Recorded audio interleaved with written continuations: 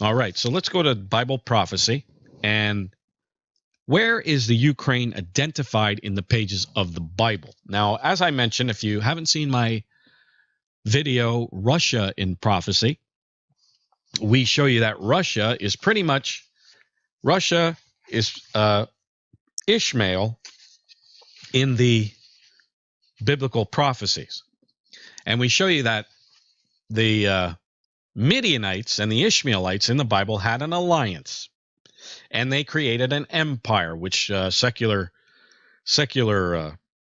history shows they are called the Mitanni Empire. And this Mitanni Empire, after they lost all their power, went up through the Black and the Caspian Sea and settled into southern Russia. And then they became known as the Kiev Rus people. And the Kiev Rus people, there were pretty much three groups of people in the Kiev Rus Empire. We had the Byelorussians, the Little Russians, and the Byelorussians, the Little Russians, and the Great Russians. The Great Russians were known as the Eastern Slavs, and they migrated up into what is known as Russia. And then we had the Byelorussians. Then we have the Little Russians that became the Ukrainians today. And these Little Russians we have identified in Bible prophecy as Midian, the peoples of Midian. And I put the link of the booklet, Ukraine and Bible Prophecy, we have right here. I put the link up there if you want to take a look at it. And we show you in history that Midian is the Ukrainian people today. And I put up other links there of Russia in prophecy, Germany in prophecy, and China in prophecy, all there in the chat room if you want to download them free of charge. And you can take a look at them and find out where China is identified in the Bible, which we have identified China as Kittim, the peoples of Kittim, and Gog of the land of Magog in Ezekiel, the 38th chapter. We have identified Russia as Ishmael. They were part of that Mitanni Empire, and which became the Kiev Rus. And then the Eastern Slavs of the Kiev Rus we have identified as Ishmael, which moved up into Russia and received all the blessings that God promised Ishmael. The Little Russians, they became the Ukrainians, and these Little Russians we have identified as Midian of the Bible. And Germany in prophecy, we have identified Germany as Asher in Bible prophecy. The peoples of Asher, when the Assyrian Empire deteriorated, they scattered and fled, went up through the Black and the Caspian Sea, and they migrated into Western Europe. The Assyriani, the Halmani, the Chadi and these are the tribes of Assyria, moved into what we know today as Germany. And so the Germans are the end-time Assyrians in Bible prophecy.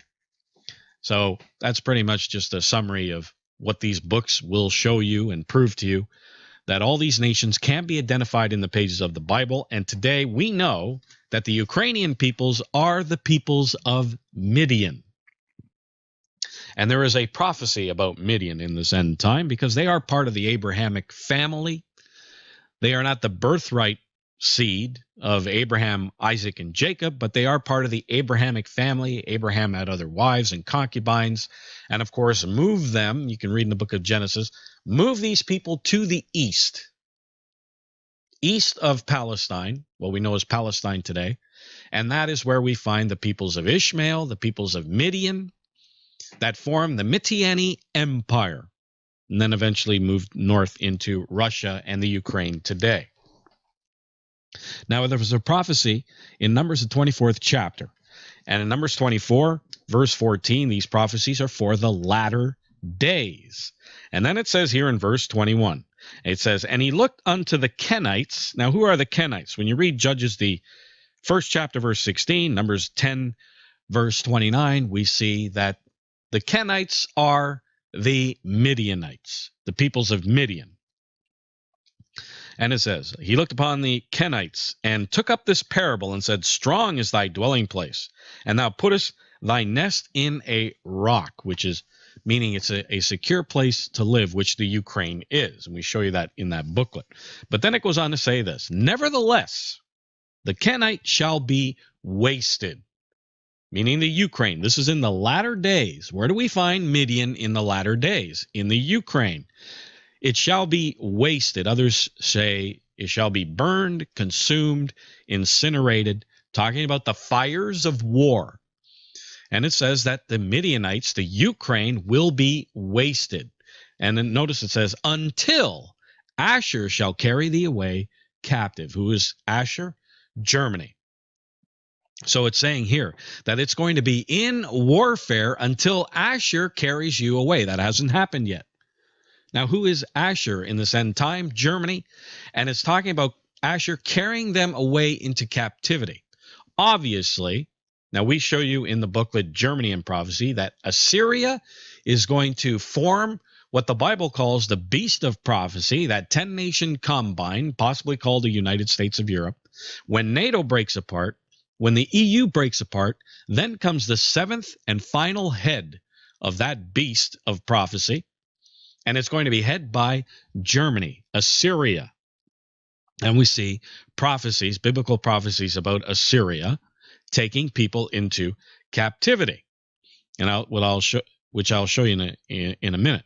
But it says, nevertheless, the Kenites shall be wasted until Asher shall carry thee away captive. Now, other translations say, how long will it take until Asher takes you hostage? That's from the International Standard Version, implying that the Ukraine will be so weak and feeble that it will take no time at all for Germany to take over that country.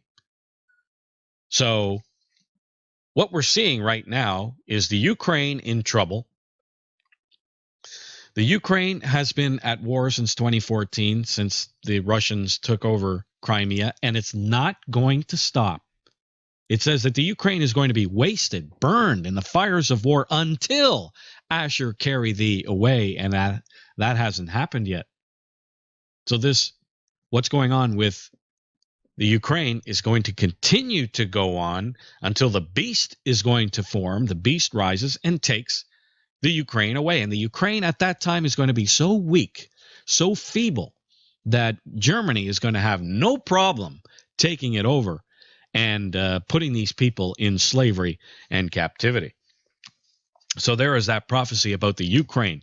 This war that we're seeing is going to continue until the beast is going to take the Ukraine away. What you're witnessing right now is pretty much the end of the nation of the end of the nation of the Ukraine as we know it. And this is going to continue until the beast takes the Ukraine away. Now, notice what it says here in Habakkuk, the first chapter. Here we see this is an end time prophecy. And God says this in Habakkuk 1, verse 6. It says, for lo, I will raise up the Chaldeans, that's the Babylonians. And of course, we know that the beast power at the end time, and this is an end time prophecy, we know that the beast at the end time is called Babylon. I will raise up the Chaldeans, that bitter and hasty nation, which shall march through the breadth of the land to possess the dwelling places that are not there. So they're going to attack other nations, and they're going to occupy them, and of course put them into slavery and captivity. They are terrible and dreadful. Their judgment and their dignity shall proceed of themselves. Their horses are swifter than leopards, and are more fierce than the evening wolves. And their horsemen shall spread themselves, and their horsemen shall come from far. They shall fly as the eagle that hasteth to eat. So God saying here, this is a fierce army, swift, hungry to take over other nations and to control them. And then it says in verse 9, and they shall come all for violence. So this is what they're doing. It's all for violence. Their faces shall sup up as the east wind, and they shall gather the captivity as the sand. So notice they are gathering up the captivity. They're gathering up captives. They're taking over their nations, gathering up their captives, and of course, enslaving them.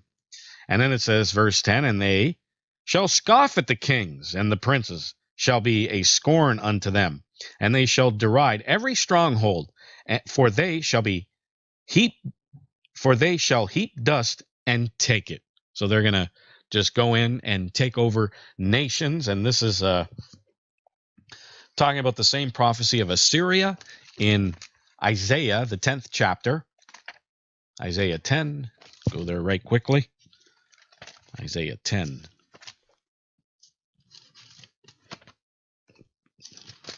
I didn't have it marked in my Bible, so excuse me for turning these pages here. Isaiah 10, verse 5, it talks about the Assyrian. O Assyrian, the rod of mine anger, and the staff in their hand is mine indignation. God says, I will send him against an hypocritical nation, talking about Israel, and against the people of my wrath, that's Israel. Notice, I will give him charge to take the spoil, to take the prey, and to tread them down like mire in the streets.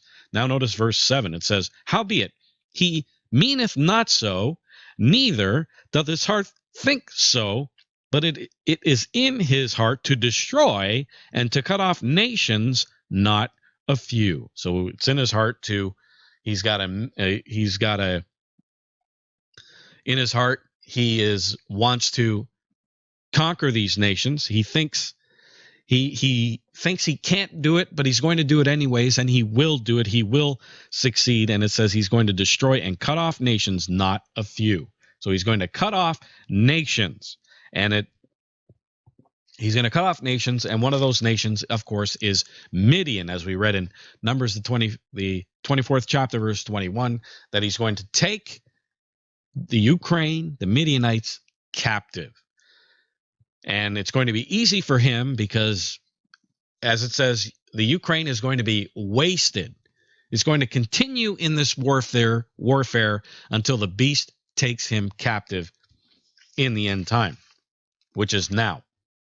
Notice Habakkuk. We go back to Habakkuk, the 3rd chapter, verse 7. It says this. Here it's talking about the second coming of Christ, and it says, I saw the tents of Cushan in affliction, and the curtains of the land of Midian did tremble. So here we see Midian, the tents of Cushan, which means Midian, the tents of Cushan in affliction.